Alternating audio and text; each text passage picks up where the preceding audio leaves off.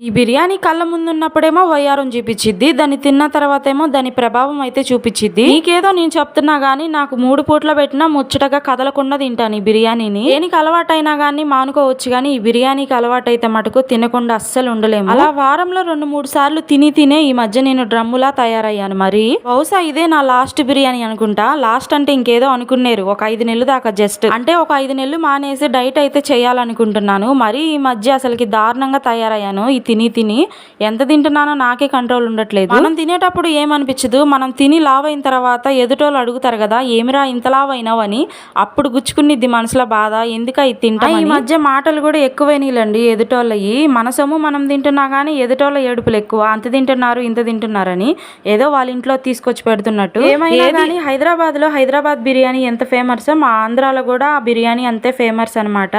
నేనైతే ఎట్లయినా కానీ ఒక 5 నెలలు డైట్ స్టార్ట్ చేద్దాం, ఈ బిర్యానీ నాన్ వెజ్ పక్కన పెట్టేసి అనుకుంటున్నాను.